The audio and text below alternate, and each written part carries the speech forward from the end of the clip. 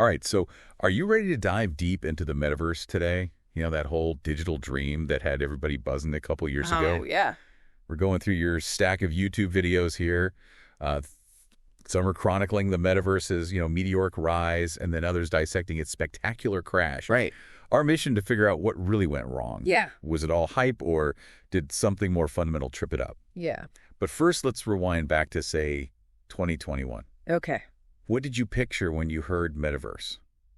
A utopian escape, a tech nightmare. Well, it's so interesting how the metaverse went from this niche tech concept to like a supposed inevitability almost overnight. Right. 2021 was peak metaverse mania. Google searches exploded by over 7,200%. Wow. It felt like everyone from tech giants to media outlets was suddenly a metaverse expert. Yeah, I felt like we were on the verge of this massive paradigm shift, like the internet all over again, but with, VR headsets strapped to our faces. Remember all those predictions about the metaverse revolutionizing everything? Oh, yeah. Workshopping, even dating. Yeah, and it wasn't just fringe futurists making these claims, Right. Influential figures like Bill Gates and Satya Nadella were on board, Oh, wow. lending serious credibility to the hype. Consulting giants like McKinsey and Citi piled on with reports forecasting a multi-trillion-dollar market, Jeez. painting a picture of a future where the metaverse would be as impactful as, the real world. It was wild. Oh. Unraveled by Shankar mentioned this Forbes article that envisioned life in 2026 going on virtual first dates in NFT Armani outfits, strolling through enchanted forests, and catching Disney movies all within the metaverse. Oh, wow. Did anyone actually believe this stuff? It's easy to dismiss it as naive optimism now. Right. But remember, the context was crucial. Uh-huh. The pandemic had forced us into virtual spaces, blurring the lines between online and offline life. Facebook's rebranding to Meta, with Zuckerberg pouring billions into his metaverse vision, added fuel to the fire. Yeah, but then reality hit. Oh. Meta's Horizon Worlds, Right. their flagship metaverse platform, launched to, let's just say, less than stellar reviews. Okay. Cartoonish graphics, clunky interfaces, and the infamous legless avatars debacle. Oh, yeah. Remember Penguin's hilarious take? Meta's groundbreaking announcement? Metaverse avatars now have legs. Oh, that's so funny. It perfectly captured the disconnect between Meta's grand vision and the technological reality. Expensive, uncomfortable headsets, and a lack of compelling use cases beyond virtual meetings, which, frankly, everyone was already tired of. Right. Horizon Worlds felt more like a gimmick than a game changer. For sure. Okay, so Meta fumbled. Yeah. But what about Decentraland, the other big metaverse contender? Wasn't it supposed to be this bustling virtual city with a thriving economy? That was the narrative, but Penguins highlighted a shocking statistic. Decentraland, valued at over $1 billion, reportedly had a mere 38 active users at one point. What? 38 in a supposed digital metropolis. Oh my gosh. Folding Ideas dug deeper, revealing that Decentraland became more about virtual real estate speculation than creating engaging experiences. Talk about a digital ghost town. And then there's that story about the Domino's pizza kiosk in Decentraland. You couldn't even order a virtual pizza directly. Yeah. You had to pay in crypto, and then the operator manually placed a regular order with Domino's using real dollars. Oh, wow. It's a perfect example of how Decentraland, despite its claims of decentralization, struggled to deliver on its promises. The interface was clunky. The focus was on speculative investments rather than user experience, and even something as simple as ordering a pizza became this convoluted process. Right. So two of the biggest metaverse players stumbled. Does this mean the metaverse is officially dead? Well, it's more complicated than a simple dead or alive verdict. The metaverse, as it was initially envisioned, this all-encompassing virtual world, definitely took a major hit. But the underlying technologies, AR and VR, are far from dead. That's right. Unraveled by Shankar pointed out that Meta's Oculus headsets are doing well in the gaming market, and Powerful JRE highlighted the appeal of platforms like VR Chat, where you can have these incredibly realistic avatars and experiences. Yeah, and what's fascinating is that these successes are happening in specific niches, not as part of a grand, unified metaverse. Perhaps the initial vision was simply too ambitious, too focused on creating this monolithic virtual world instead of exploring the diverse applications of AR and VR. So maybe the metaverse isn't dead, it's just different. Yeah. More fragmented, more focused on niche applications, rather than a single, all-encompassing virtual reality. Precisely. And to understand why the initial vision faltered, we need to look beyond the surface-level failures of platforms like Horizon Worlds and Decentraland. What were the deeper factors at play? What about the psychological and philosophical barriers to widespread VR adoption? Let's explore those next. Okay, so maybe the metaverse isn't dead, just different. But what about those deeper reasons for its stumble? You mentioned psychological and philosophical barriers to VR adoption. That sounds pretty heavy. What do you mean by that? Well, think about it. The metaverse, as initially pitched, asked us to fundamentally shift how we interact with the world. To essentially live, work, and play in virtual spaces, that's a huge ask. And for many people, it just doesn't resonate with their values or priorities. You mean like some people just aren't that interested in spending hours a day strapped into a VR headset? Exactly. It's not just a matter of technology. It's about our relationship with technology, with reality itself. For some, the appeal of escaping into a virtual world is strong. Right. But for others, it feels isolating, a detachment from the richness and complexity of the real world. And isn't there also a physical element to this? I mean, I've tried VR gaming, and it can be pretty intense. Yeah. You're moving around, your senses are overloaded. It's not exactly something you can do for hours on end. Absolutely. The technology itself presents limitations. VR headsets can be uncomfortable, even nauseating for some. And then there are the basic needs of our physical bodies, eating, sleeping, interacting with the physical world. These aren't easily replicated in virtual spaces. That makes me think of Folding Ideas' point about the metaverse as a place. They argued that it's more of a rhetorical device than an actual thing. Like we talk about going into the metaverse, but it's not a physical location you can visit.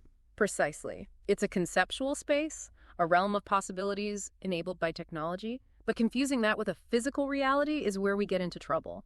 It sets up unrealistic expectations and ignores the inherent limitations of VR technology. So maybe part of the problem was that the metaverse was oversold. Like it was presented as this inevitable future, this technological utopia, when in reality it was still a very early, very clunky technology with a lot of kinks to work out. I think that's a fair assessment.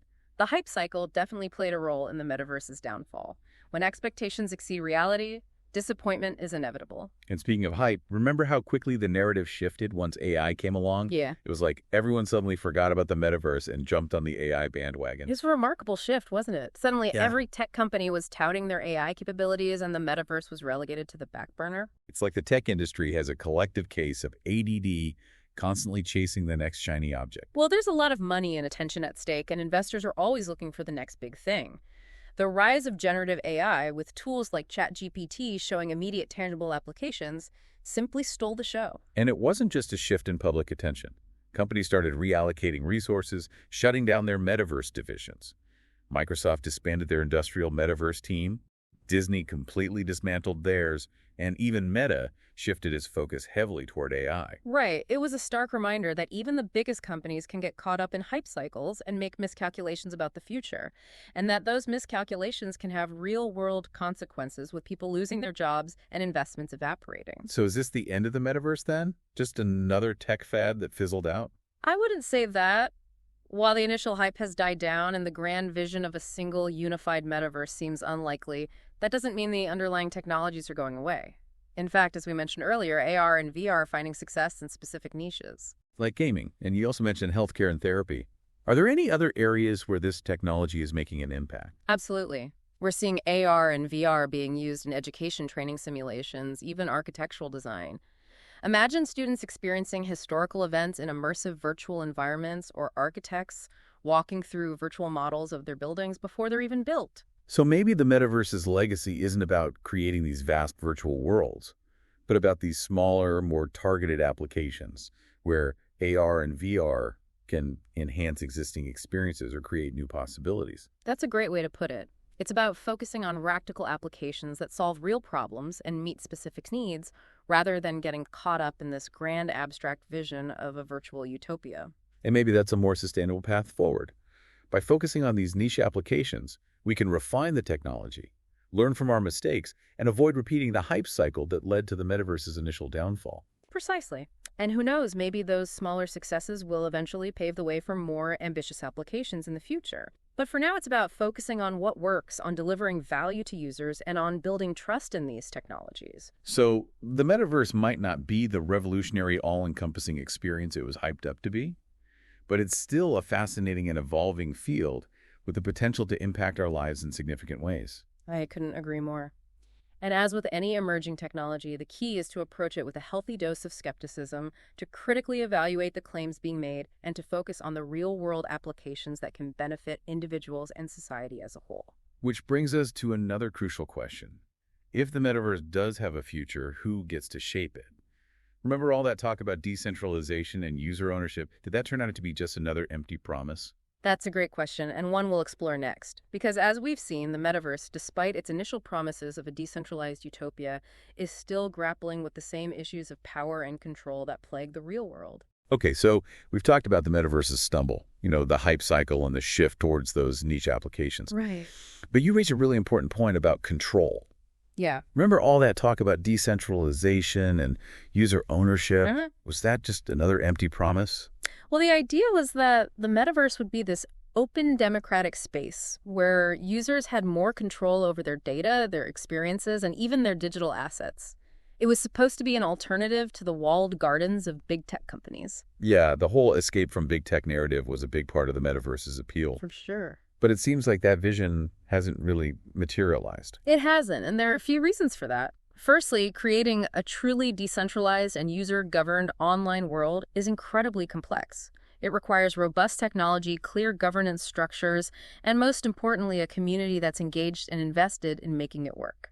And let's be honest, that's a tall order. Yeah. Even Decentraland, which was built on blockchain technology and touted as a user-owned platform, ended up being heavily influenced by a small group of wealthy investors. You're right. We saw this play out with their Decentralized Autonomous Organization, or DAO. The decision-making process was often dominated by a few whales who held a disproportionate amount of voting power. It became a case of decentralization in theory, but not in practice. So even in the metaverse, we can't escape the same power dynamics and wealth disparities that exist in the real world. It seems that way. The metaverse, like any technology, is a reflection of the society that creates it. It's not a magical solution to social problems. It's a tool that can be used for good or bad, and right now it seems like the same old power structures are being replicated in these virtual spaces. That's pretty disheartening. But are there any efforts being made to create more equitable and inclusive metaverse experiences? There are, and that's where things get interesting. Some groups are experimenting with cooperative structures where users collectively own and control the platform. Think of it like a digital co-op where the community governs the space and shares in the benefits. That sounds promising. So, Are there any specific examples of this in action? there are a few emerging projects, but it's still early days. One example is the concept of platform cooperatives, where users pool their resources to create and manage online platforms that prioritize community needs over profit. It's a model that's gained traction in the gig economy, and some believe it could be applied to the metaverse as well. So instead of a metaverse dominated by tech giants or wealthy investors, we could have a metaverse that's owned and governed by the people who actually use it. Exactly. It's about shifting the power dynamics, giving users more agency, and creating a more democratic and equitable online space. That's a vision worth fighting for. But let's be realistic, even if these alternative models gain traction, it's going to be an uphill battle to challenge the dominance of the big tech companies. Absolutely. They have the resources, the infrastructure, and the user base. But that doesn't mean it's impossible. We've seen social movements disrupt established power structures before. The key is to build awareness, foster collaboration, and empower users to demand more control over their digital lives. So what can we as individuals do to contribute to this? Well, for starters, be critical of the narratives you're being sold about the metaverse. Don't just buy into the hype, ask questions about ownership, governance, and data privacy.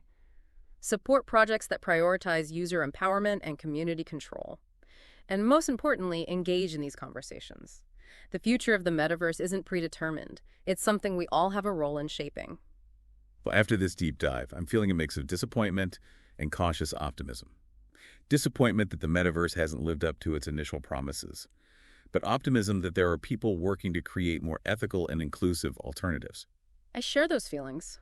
The metaverse's stumble has been a valuable learning experience, a reminder that technology is a powerful tool that needs to be wielded responsibly. It's a reminder that we need to be intentional about the kind of future we want to create, both online and offline. This deep dive into the metaverse has been quite a journey. We've gone from the peak of hype to the depths of disillusionment, and now we're starting to see glimpses of what a more equitable and empowering metaverse might look like. It's a story that's still unfolding, and we can't predict what the future holds, but one thing is certain: the metaverse will continue to challenge our assumptions about technology, society, and the very nature of reality itself. I completely agree, and it's been a pleasure exploring these complex and thought-provoking ideas with you. And, as always, a huge thank you to you, our listener, for joining us on this deep dive. We hope you found it insightful, engaging, and maybe even a bit inspiring. Remember, the future of the metaverse is not set in stone. It's something we can all help shape. So keep exploring, keep questioning, and keep pushing for a metaverse that reflects our values and aspirations for a better world. We'll see you on the next deep dive.